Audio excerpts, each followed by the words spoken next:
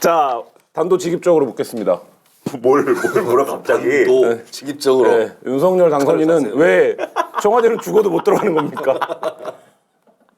아이고 좀 들어가면 안 됩니까? 그 옛날에 있었던 음모론 괴담이 사실인 것인가라는 생각이 듭니다. 예전에 대통령이 청와대 들어가면 그 청와대 지하에 숨어있던 CIA 요원이 대통령을 납치한 다음에 대역을 올려 보내가지고 5년 동안 그 대역이 통치를 한다. 네. 대역들이 다 대부분 잘하나 봐요. 원래 한국 사회 이만큼 성장한 거 보면. 그 얘기를 제가 처음 들은 게 이제 노무현 정부 때 이라크 파병했을 때 노무현 대통령 납치된 거 아니냐라는 그런 얘기가 있었죠. 네, 그거 혹시 윤석열 당선자가 믿고 있는 게 아닌가? 집에서 일주일간 시사를 연구한 이제 막 격리가 해제되어 돌아온 김은하 평론가. 일주일 동안 많이 연구한 시사를 연구한 게 아니고 네. 뭐 일도 보고 뭐 네. 게임하고 자, 뭐 윤석열 네? 당선인 왜 하루도 청와대 못 들어가겠다는 금지된 서부 권역을 탐험하고 이랬다고요. 활 쏘고 네. 기계들이랑 싸우고. 거예요? 대답해 얘기해 보세요. 윤석열이 아니 제가 뭐요? 뭐 어딜 가요? 윤석열 당선인 왜 하루도 청와대 못 들어가겠다는 겁니까? 글쎄 그건 이제 제가 볼 때는 재미있는 해석과 진지한 해석이 두 개가 가능한 것 같아요. 뭐 재밌는 거부터. 재밌는 것부터 하시죠. 재밌는 거는 제가 볼 때는 그 마법사계에 일반적인 합의가 있어요. 저기는 아니다라는. 그렇죠. 영빈관 옮겨야 된다. 네, 뭐 그걸 넘어서 거기가 터가 안 좋다라는 마법계의 일반적 합의가 있는데. 근데 그 얘기를 이재호 전 의원 같은 분이 나와서 이제 진지하게 하더라고요. 그러니까 다 그 얘기를 하잖아요 이제는. 내가 이거를 뭐 할까 말까 망설일 필요도 없어요. 다 얘기하고 있어요. 제목이 막 기사 언론 제목이 풍수가 안보를 이겼다 이렇게 나와요. 오늘도 유인태 전 국회 사무총장이 KBS 라디오 나와가지고 자꾸 이러니까는 그런 부속 얘기 나오지 않냐. 다 이렇게 얘기하고 다녀요. 하도 고집을 피우니까. 진지한 해석은 뭡니까? 진지한 해석은 뭐 고집 존심 뭐 이런 거겠죠. 그래도 칼을 한번 딱 꺼내가지고 조감독까지 세워가지고 뭐 이렇게 지시봉으로 이렇게 딱 했는데 그러면서 나는 5월 10일 딱 시작하면은 바로 여기서 직무를 시작합니다. 다 공언도 해놨는데 지금 현 정부가 아닐 것 같은데요, 안 될 것 같은데요라고 한다고 해서 그러십니까? 아닙니다. 이렇게 하는 거는 접을 수가 없었다. 뭐라고 합니까? 이게 좀 위세가 일본 말이 나올 것 같아서 위세가 살지 않는다. 낙장불입니다. 그러니까 뭐 한번 꺼냈으면은 뭐라도 깡패는 회수하지 않는다. 네? 칼을 꺼냈으면 한번 샥 갈고 잘라보기는 해야지. 꺼내갖고 한번 샥 갈고 다시 칼집에 넣을 거면 뭐하러 뺍니까? 김은하 평론가 어떻게 보십니까? 나의 재치, 김수민이에요. 김수민 평론가. 후후후, 나의 재치가 찝찝해서 그런 거 아닙니까? 어떻게 보십니까? 이 청와대 못 들어가겠다는 윤 당선인. 저는 오늘 번뜩이는 아이디어가 생각이 났습니다. 네. 그 지금 문재인 정부에서 예비비 집행 안 해준다 그래가지고 그래서 윤석열 당선자가 통이동에서 출발하겠다고 고기로 하는 게 어떨까요? 통이동의 현재 인수위 사무실을 사무실. 네. 영국의 다우닝가 10번지 그 총리 관저 겸 집무실이 있는 거기 보면 다 시내에 있어요. 시내. 그러면은 이것도 그냥 윤석열 당선자가 하는 김에 그 국방부에 있는 무슨 안보시설 이런 거 쓸 생각하지 말고 그 통이동에 그게 뭐죠? 금융연수원인가요 원래? 그 건물을 그냥 쓰는 게 어떤가? 뭐라 그랬는지 아세요? 내가 여기 쓸 수도 있다. 근데 창문을 방탄으로 바꿔야 된다. 돈을 써야 된다. 국민의 혈세를 그걸로 꼭 써야겠냐? 뭐 이렇게 얘기하고 있어요 지금. 방탄을 꼭 바꿔야 됩니까? 이제는 맞아요. 우리나라는 총기가 허용이 되지 않아 있어요. 그래서 근데 이제 거기다 걱정하는 거는 옛날에 김신조 사건 뭐 이런 거를 떠올리면서 북한의 저격수가 와서 쏘고 뭐 이런 걸 걱정하는 거겠죠. 자, 차근차근 좀 짚어보겠습니다. 뭘 더 이상 차근차근 뭘 짚어요? 자, 몇 가지 문제들이 있습니다. 지금 다 이제 얘기했어요. 네. 부딪히는 쟁점들. 첫 번째 지금 이제 예산 얘기하셨는데 이 예산 집행, 그러니까 예를 들면 인수위가 그 예산을 집행할 수 있는 권한이 있는 거냐, 그걸 할 수 있냐. 그리고 이제 심지어 비용 축에도 예타가 면제되는 496억 원으로 맞춰왔는데 자, 이건 맞는 거냐? 이 돈 문제 어떻게 보십니까? 그리고 다음 날 합참 이전하는 데는 사실 한 1,200억 정도 더 든다. 그러니까 이제 합참 이전까지가 포함된 계획이니까 일단 윤당선인이 496억이라고 했지만 현재 스코어에서도 한 1,700억 되는 거예요. 그러니까 민주당에서는 1조라고 지금 주장하고 있고 이 부분 어떻게 보십니까? 일단 첫째 인수위가 돈을 집행할 권한은 없죠. 그러니까 집행해달라고 빌고 있잖아요. 지금 내가 하는 게 아니고 청와대가 집행을 해주십시오. 그 빌고 있는 거예요. 지금 국무회의에서 그거 처리해달라고. 첫 번째로 그 문제가 있고 두 번째로 합참 이전 이거는 지금 한다는 게 아닙니다. 신청사를 일단 짓고 그러면 이 신청사를 짓는 결정을 언제 할까요? 새 정부가 출범하면 하겠죠. 지금 결정하지 못하겠죠. 그러니까 사실 이 합참 청사를 짓고 하는 문제는 새 정부에서 알아서 할 일이고 나머지 이사 비용 당장 해야 되는 거 최소로 잡아가지고 496억이라는 거죠 지금. 그렇게 접근하고 있는 거죠. 김수현 평론가 어떻게 보십니까? 저는 이제 저를 빡돌게 하는 키워드가 또 튀어나왔습니다 이번에. 뭐요 또? 조용하게 넘어갈 수 없는 예비비. 아 예비비. 예비비라는 거는 정부가 이제 일반 회계에서 100분의 1이었나? 1000분의 1? 네, 거기서 이제 딱 잡아놓는 거죠 일단. 뭐 어디다 쓰일지 모르니까. 주로는 이제 자연재해라든지 이런 거 복구하고 대응하는데 비용들을 많이 쓰는 거고. 근데 이거는 국가의 나름대로 중차대한 사업이잖아요. 대통령 집무실을 이전하는 거는. 근데 그걸 왜 예비비로 쓰려고 하느냐. 이거는 추가 경정 예산을 새로 잡아가지고 국회 심의를 받아서 쓰는 게 맞죠. 그리고 그렇게 하는 게 제왕적 대통령제의 정산이죠. 이 방법 자체가 제왕적 대통령의 방법이에요. 예비비는 쓰면 그만이야. 이거는 행정 직권으로 쓸 수 있어. 라고 막 쓰는 건데. 근데 인수위는 취임도 안 했는데 인수위 자격으로 무슨 예비비를 쓰느냐. 그러니까 인수위가 쓸 수 있는 예비비는 인수위 설치 운영 그리고 당선인 예우 요 정도밖에 없는 거예요. 20억 규모. 네, 그러니까 이거 방법이 정도가 아닌 방법을 쓰고 있는 것이고 아니 거꾸로 생각해 보면은 문재인 정부가 자기가 하고 싶은 거 막판에 있어가지고 끝나기 전에 막판에 하고 싶은 걸 다 하겠어요. 하면서 예비비를 막 써요. 그러면은 인수위에서 좋아할까요? 아니잖아요. 근데 인수위에서 문재인 정부 사업도 아니고 자기네들 하고 싶은 거 있다고 문재인 정부에다가 예비비 쓰게 해달라. 이거는 안 맞는 거죠. 근데 예비비라는 거 어쨌든 1년 예산에 잡아 있는 거기 때문에 이게 이제 예비비의 지출 항목에 들어가냐 마냐는 사실 인수위의 그 조항이 좀 애매한 부분도 있기 때문에 마지막에 이제 인수인계에 필요한 기타 사항 뭐 이렇게 돼 있잖아요. 그런 부분이 있어서 그거를 지출을 인수위가 하는 예산이 아니고 국무회의에서 집행해 달라는 거잖아요. 그래서 그런 방식으로 하는 게 맞느냐 틀리냐는 뭐 여러 가지 쟁점이 있을 것 같은데 근데 그 말씀을 제가 볼 때 맞는 것 같아요. 이게 정식으로 사업을 하려면 정확하게 하려면 그렇죠. 새 정부가 출범하고 나서 일단 청와대 들어간 다음에 거기서 그러면 우리는 집무실을 옮기겠습니다라고 하는 사업을 작성을 하고 그 사업에 예산이 이러저러한 게 들어간다라는 거를 추경을 하든지 뭘 하든지 제출을 하고 그거를 이제 심의해가지고 그렇게 합시다라고 하면은 그거에 따라서 이제 집행을 하고 1년이 걸리든 뭐 1년 반이 걸리든 그렇게 해서 집무실을 이전하는 게 사실은 전공법이죠. 근데 그렇게 하면 이제 윤 당선인의 표현을 빌자면 청와대 하루라도 들어가면 내가 제왕적 대통령이 찌들 것 같다잖아요. 그러니까 들어가면 못 나온다라고 지금 주장하고 있는데 아닙니다. 들어가도 나올 수 있습니다. 제가 아니, 납치되는 것 같아요. 네, 납치되는 게 맞는 것 장담하는데 같아요. 들어가도 나올 수 있습니다. 들어가면 납치야 납치. 네. 그 얘기 해보죠. 그러니까 제왕적 차라리 납치가 날 수도 있어요. 그러면 그리고 그 예비비를 집행하게 되면 어떤 일이 벌어지냐면 대통령 집무실 이전은 문재인 정부가 해냈습니다. 이렇게 되는 거예요. 그렇게 되죠. 예. 문재인 정부 예산으로 마지막 하는 사업이 거죠. 되는 네. 겁니다. 그렇죠. 그리고 윤석열 당선자도 약속을 꼭 지키고 싶다고 얘기하는데 이미 광화문 집무실 공약이 파기됐어요. 파기가 아니라 윤 당선인의 이것도 윤 당선인의 표현인데 그건 재앙이래요.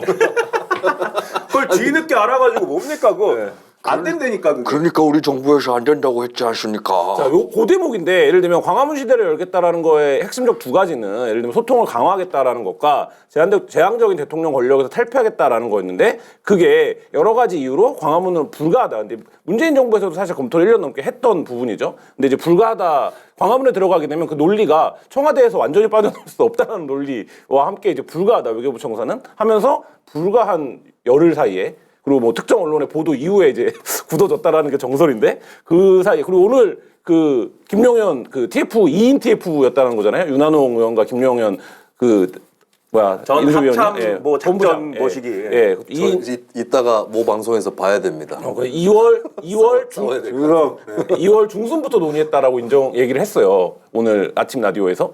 그렇게 따지면 사실 이 계획이 뭐냐. 이 부분에 대해서 좀 근본적인 회의가 사실 드는 거거든요. 근데 거기에 지금 이제 얘기해 주셨지만 비용도 문재인 정부에서 의결을 해줘야 되고 사실 합참 의장이 야 인수위가 저러는데 우리 이사 가자 이러면 직권남용이 될 수 있습니다. 인수위는 그 명령을 내릴 권한이 없어요 지금. 그렇기 때문에 합참 의장은 대통령 지시가 내려올 때까지 기다려야 되는 상황이거든요. 그러면 사실 인수위가 할 수 있는 게 별로 없어요. 국방부도 마찬가지입니다. 국방부도 인수위 말 듣고 국방부 장관이 이사 가자 이러면 직권남용에 걸릴 수 있어요. 그 직권남용은 윤 검사가 좋아하던 건데 계획이 다 베베 꼬였어요. 그러니까 이런 지금 굉장히 희귀한 상황이 됐는데 좀 뭐 도와주십시오. 에? 그 뭐 잘 해보자고 하는 거 아닙니까? 에? 문서가 뭐가 필요합니까? 당선인의 그거 좀 도와주십시오, 좀. 당선인의 의지가 워낙 확고하십니다. 이 상황 오늘 묘한 얘기를 했어요 이분이. 문재인 정권이 실패한 것은 정책을 시작을 했는데 목표가 달성이 안 돼도 고집을 했기 때문에 실패한 겁니다. 그 뭐지? 그러면은 옮기지 마세요. 자, 요 지금 상황이 그래서 완전히 초식이 꼬여버린 상황이 되어버렸는데 왜 이렇게 됐을까요? 그러니까 근본적으로 네, 왜 이렇게 된 겁니까? 왜 이럽니까 도대체? 너무 서둘렀죠. 네. 이게 진짜 윤석열 당선자가 자꾸 마법을 부리는 게 본인 지지율까지는 아니고 취임 안 했으니까요. 긍정 전망, 부정 전망 이런 걸 조사를 합니다. 역대 대통령 당선 직후에 보통 이제 이명박이라든지 이명박 전 대통령, 박근혜, 노무현 전 대통령 다 보면 뭐 60% 넘고 70%가 넘어요. 긍정 전망이. 근데 지금 윤석열 당선자가 49%예요. 그러니까 좀 반똥가리가 난 상태에서 시작을 했거든요. 근데 대통령 집무실 이전을 또 오늘 그 뉴스토마토인가 여론조사를 해보니까 찬성보다 반대가 또 훨씬 높습니다. 그러니까 계속 반대를 불러일으키는 이슈를 계속 부각시킴으로써 본인의 지지율도 하락시키고 있는 이런 상황으로 가고 있는 거죠. 이게 탁 봐가지고 국민들이 아 이래서 이전하는구나 느낌이 딱 올 수 있으면 그래도 어떻게 밀어붙여 볼 텐데 사실 아까 좀 얘기했지만 그게 왜 이전하는지를 지금 잘 모르겠잖아요. 국방부 앞에 우리가 많이 지나가지 않았습니까? 거기가 국방부 언제 뭐 우리가 지나가면서 여기는 국방부야라고 생각하고 갔습니까? 우리는 이태원에 간다고 생각하고 갑니다 거기를.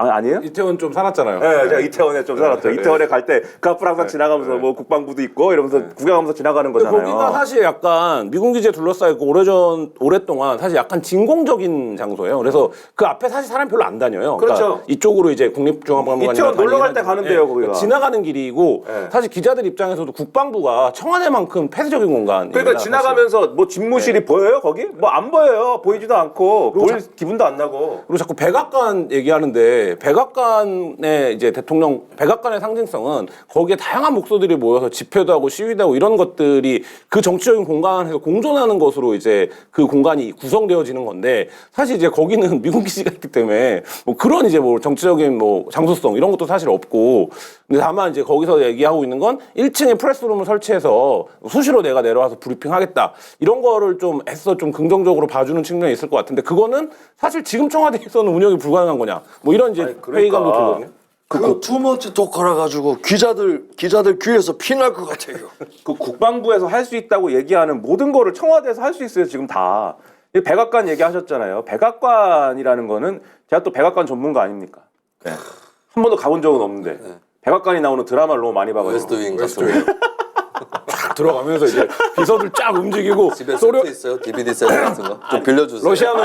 러시아는 시즌 1이랑 7밖에 올려 없어. 막 이거 쫙 대통령 가고 네, 그게 이제 근데 백악관이라는 거, 그러니까 결국은 정치 문화의 산물인 건데 백악관이 처음에는 뭐 어떻게 지었을지 몰라도 이제 중간에 그 유명한 대통령이 있어요.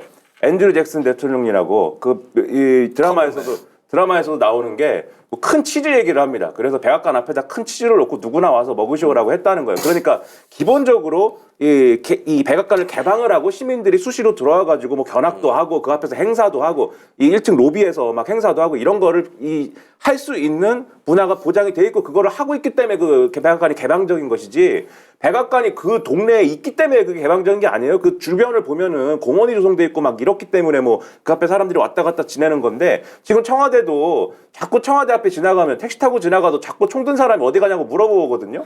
집에 가지고 어디가 내가 그걸 왜 물어봐 그거를 뭐 그걸 그런 거 하지 말고 그다음에 물어보는 건 또 웃긴 게 그럼 답변하는 대로 순순히 듣잖아요. 그렇죠. 그럼 누가 여기 테러하러 왔다 이러겠어요? 테러리스트가 와도? 괜히 물어보고 그리고 괜히 그 앞에 분수대 총 든 사람들 왔다 갔다 하고 이런 거 하지 말고 다 없애고 그다음에 담장 그 나무들도 없애고 그다음에 어차피 그 청와대 그 무슨 문입니까? 하여튼 정문에서 아무튼 그 여민관이 그렇게 멀지 않잖아요. 여민관에서 다들 일을 하시면은 거기 국방부로 옮겨가지고 얻을 수 있는 효과는 거기서 다 누릴 수 있는 건데 굳이 국방부로 옮겨가지고 거기 근무하고 있는 국방부 사람들은 옆에 합참으로 옮겨가야 되고 합참은 전전긍긍하다가 우리는 어떻게 남태령을 언제 가냐 뭐 이런 거 하다가 뭐 우왕좌왕해야 되고 왜 그렇게 해야 됩니까? 전 본말이 전도됐다고 생각하는 게 대통령하고 비서가 가까이에 있으면서 긴밀하게 소통하는 게 그렇게 중요한 건가? 대통령의 지금까지의 문제는 뭐였죠? 비서들이랑 소통 안 하는 게 문제가 아니라 바깥에 청와대 바깥에 있는 정당, 국회, 내각 이런 쪽이랑 소통이 제대로 안 됐던 게 문제잖아요. 그러면은 이게 전체 구조를 놓고 소통을 생각을 해야지 내부 구조의 인테리어를 잘 만들어서 비서들하고 소통 잘한다고 쳐요. 그럼 자기들끼리 짝짝꿍 막 하고 이래가지고 지금- 다 좌지우지하고 청와대가 윤석열 당선자 본인이 청와대가 내가 우위에 서면 안 된다라고 얘기를 했잖아요. 근데 그러면 그게 맞는 방안을 찾아내야지 그걸 내부를 리모델링 한다고 될 일은 아닌 거죠. 그러니까 그게 지금 여러 가지 메시지가 충돌하고 있는데 처음에는 이제 대통령과 청와대의 거리가 비서들의 거리가 너무 멀다. 그러니까 이제 그거를 탁현민 비서관이나 이런 사람들이 막 조롱하듯이 반박을 했습니다. 적절한 태도 아니라고 생각하고 대통령도 지적을 했지만 무슨 소리야 우리 여민관으로 이사 나온 지 한참 됐는데 대통령 그래서 3층, 2층이 있다는 거예요. 그 문재인 정권 초기에 기자들 다 대동해가지고 구경시켜 줬잖아요. 네. 여민관 집무실 거기 일자리 상황판 놓고 그거 네, 거기가 여민관이요. 그래서 그 논리가 깨졌어요. 그러니까 예를 들면 그건 박근혜 일자리 상황판 얘기하지 마세요. 아픈 기억입니다. 박근혜 정부 때 얘기고 지금 깨진 논리가 됐고 그 다음에 윤석열 당선인이 청와대를 축소하겠다고 얘기했는데 청와대를 축소해서 청와대가 군림하지 않겠다고 했는데 비서관의 소통을 잘하기 위해서 용산으로 나와야 된다라고 지금 주장을 하면서 사실 이게 굉장히 꼬여버린 상황에서 이런 얘기까지 했어요. 공간이 의식을 지배한다. 그래서 유공론자인가? 공간이 의식을 지배한다. 나의 의식은 지배까지. 공간에 지배당하고 있다. 그럼 아크로비스타에서 지배당하는 것입니까? 서초동에 대해서? 그 왜 그러는 겁니까? 아니 그래서 논리가 크게 그래서 세 개예요. 근데 첫 번째 논리 비서들하고 소통이 안 된다. 이거는 매번 정권 초만 되면은 매번 똑같아요. 매번 백악관 웨스트윙 얘기를 하면서 청와대 이대로는 안 된다. 리모델링 해야 된다. 맨날 얘기를 합니다. 이 전통적인 논리예요. 노태우 정부 때부터 나왔던 얘기입니다. 그 노태우 정권 때 그 본관을 만들고 비서동을 그렇게 만들어 갖고 거기서부터 시작이 됐어요. 어쨌든 네. 그 이전에는 좀 다른 논리였죠. 경무대가 뭐 어쩌고 하는. 아무튼 이제 거기서부터 시작된 이 전통적인 논리인 것이고 두 번째 시민들하고 접촉면을 늘리고 싶다. 이거는 이제 윤석열 당선인이 강하게 얘기하는 건데 지금 국방부를 옮겼을 때 그걸 어떻게 구현하느냐. 용산공원을 조성하면 된다. 근데 용산공원을 어떻게 조성하느냐. 미군 기지가 반환이 돼야 된다. 반환이 조금밖에 안 됐는데요. 그러니까 뭐 반환을 더 잘하게 만들겠다. 이렇게 얘기하고 있는 것이고 세 번째는 이제 통치 구조에 민간 합동의 무슨 뭐 시스템을 갖추겠다. 그래가지고 민간 전문가들이 수시로 이렇게 드나들 수 있는 이러한 어떤 집무실이어야 된다. 근데 청와대에도 쉽게 드나들 수 있지 않습니까? 보안 손님도 그렇게 많이 드나들었는데 예? 전문가들이 언제 차편이 없어갖고 뭐 드나들지 못한 게 아닌데 아무튼 뭐 그런 거죠 뭐. 어떠실 말 있으십니까? 내가 뭔 얘기 하려고 했는데. 공간이 의식을 지배하는 근데 일단 그 당선자 본인이 갖고 있었던 문제인식 하나가 사라져버린 게 오히려 광화문 얘기 나올 때는 경호 체계 자체를 축소하겠다는 얘기가 나왔어요. 예, 그때는. 그래서 저는 아까 통이동 집무실로 옮기는 거 어떠냐고 얘기한 게 대통령을 그렇게 경호를 해야 되나요? 요즘 세상에서. 영국 총리는 국방안보 이런 거 안 합니까? 다 하고 그러는데 영국 관저에 지하 벙커 있고 옆에 패트리어트 있고 이렇지 않잖아요. 그 고양이 있어요 거기는. 고양이가 쥐로부터 지켜줘요. 그렇죠. 그래서 근데 그게 오히려 용산이라고 하는 안보 인프라가 있는 쪽으로 이전한다고 가정을 해버리니까 경호 체계의 변동이나 축소에 대한 얘기가 사라져 버리고 있어요. 예, 이건 저는 이제 경호 체계도 바꿀 때가 됐다. 여기는 계속 지금 통이동 집무실을 오늘 주장하고 있어요. 무시를 그냥 쓰는 거 어떠냐. 그리고 소통은 아까도 말씀드렸지만은 그 비서하고 하는 게 아니라 그 청와대나 대통령 집무실 그 비서실 바깥 사람들하고 소통하는 게 중요하거든요. 요즘에 계속 인수위에서 식사 정치하고 있잖아요. 그러면 이제 멤버들을 여당 의원, 야당 의원들 많이 불러서 뭐 청와대 안이 됐든 아니면 통이동이 됐든 간에 식사 정치도 활발히 하고 이렇게 해서 이제 소통하는 대통령을 만들어야 되지 않나. 그러니까 이게 소통이라는 그게 좋은 말씀인데 왜 그러면 이 역대 대통령들은 이 소통하는 대통령 제대로 못하냐. 그 역설적으로 대통령 권한이 너무 커서 그런 거거든요. 그게 제도적으로든 문화적으로든. 왜냐면 한 번 움직이면 엄청난 일이 되는 거예요. 대통령이 한 번 김한 기자하고 밥을 먹었다. 그 다음부터 김한 기자는 한겨레에서 어떻게 될까요?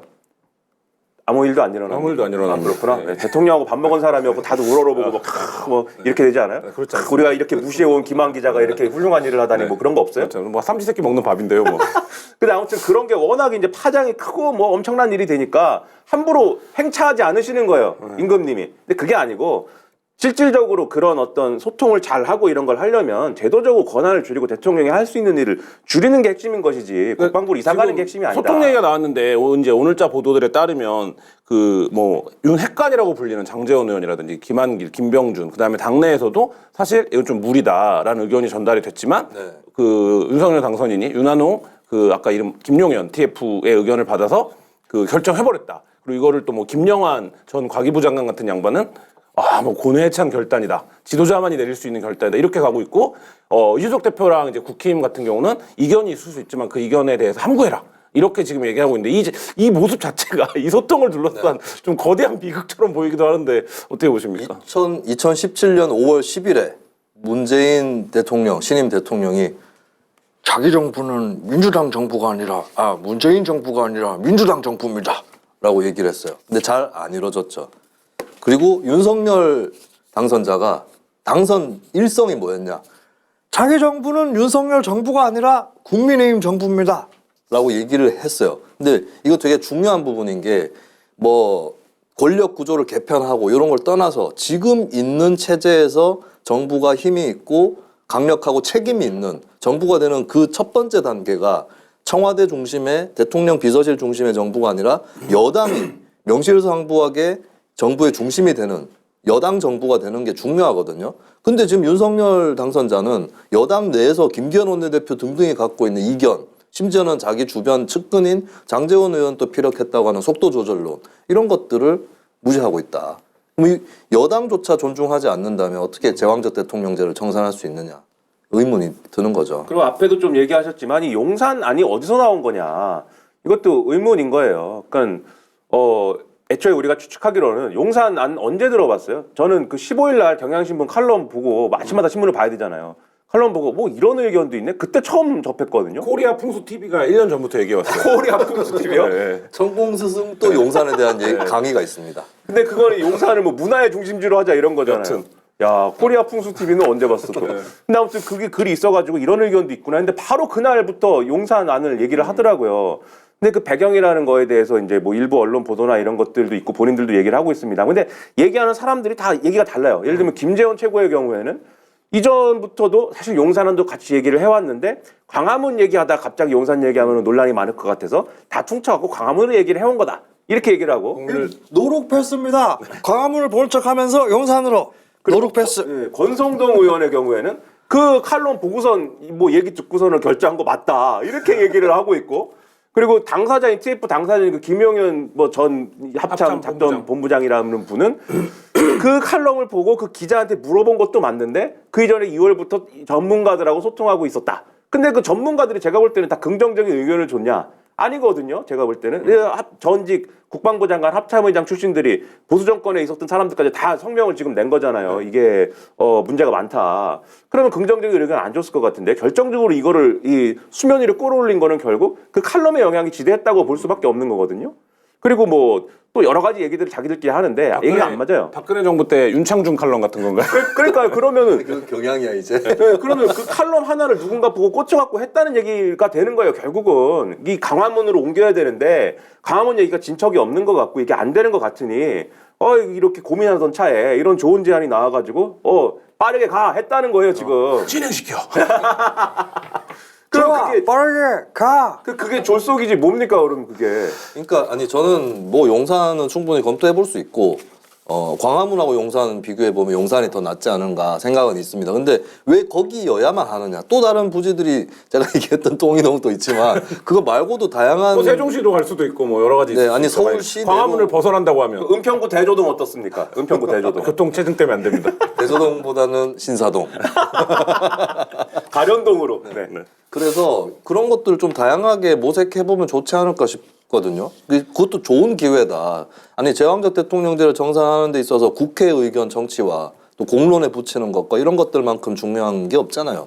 그러니까 저는 특히 국회 패싱이 문제다. 네트워크와 군사에 관심 많으시잖아요. 없어요? 네. 자, 생각을 한번 해보자고요. 상식적으로. 청와대가 구축한 네트워크가 있어요. 예를 들면 네. 국가를 통제하기 위한, 국가를 지휘하기 위한, 그게 이제 NSC 벙커로 상징되는 어쨌든 재난 상황까지 다 들어오는 네트워크. 국방부가 구축한 네트워크가 있겠죠. 또 합참도 네트워크를 갖고 있겠죠. 왜냐하면 한미연합사랑도 관계도 있고 하니까. 요 각각이 각각 구축된 거예요. 근데 이 네트워크를 자, 국방부가 요 건물에서 요 건물로 가까운 거리입니다. 이사 금방 갑니다. 이렇게 얘기하지만 네트워크를 가지고 가야 되잖아요. 이거는 인터넷이 아니라 인트라넷으로 연결이 되어 있겠죠. 내부망으로. 자, 그러면 이게 딱 가요. 근데 날짜가 정해져 있어요. 5월 9일에 옮겨야 돼요.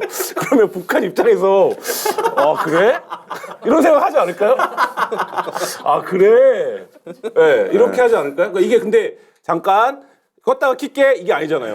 그러니까 여기 이게 가동이 돼야 되는 거잖아요. 어쨌든 1초에 그것도 이런 얘기 했더니 조선일보가 사설에 뭐라고 했는지 아십니까? 뭐라고 했습니까? 당신들이 언제부터 안보를 걱정했어? 막 이런다니까요 지금. 아니 안보를 걱정하는 게 아니라 이거는 그 시스템을 그 이전이 가능하냐는 거예요. 지금 그렇게. 막 지금 국민의힘도 그렇고 다 똑같이 얘기를 합니다. 언제부터 안보를 그렇게 걱정들 하셨다고? 북한이 미사일을 쏠 때 아니 미사일이라고 걱정은 얘기 안 하는데 못하고 망이 연결은 돼 있어야 될 거 아니에요. 망이 연결은 돼 있어야 되잖아. 도발이라고 부르지 못하면서 무슨 걱정입니까? 뭐 이러고 있어요 지금. 거저 5월 9일은 대남 공작에 있어서의 손 없는 날입니다. 그날을 기다리겠습니다. 전 세계 주부들의 꿈의 쿠게어로 사랑받고 있는 휘슬러에서 나온 매직 샤프너 칼갈이입니다. 매직 샤프너는 다른 칼갈이들과 다릅니다. 물론 3단계의 슬롯이 장착되어 있어서 1단계는 심하게 무뎌진 칼날, 2단계는 손상이 심하지 않은 칼날, 3단계는 날카로운 날을 오랫동안 유지하고 싶을 때 사용할 수 있습니다. 새로 산 칼, 부럽지 않게 칼을 연마해주는 휘슬러 매직 샤프너, 마케다니에서 지금 24,500원에 만나보실 수 있고요. 마케다니 전 제품 배송비 무료입니다. 쇼핑이 후원이다. 마케다니 후원해주시고 한겨레TV도 많은 후원 부탁드리겠습니다. 마켓하니 아냐니. 저는 마켓하니에 부합니다. 두리번 하면서 상품을 찾다가 보면은 하루가 언제 다 가는지 모르겠습니다.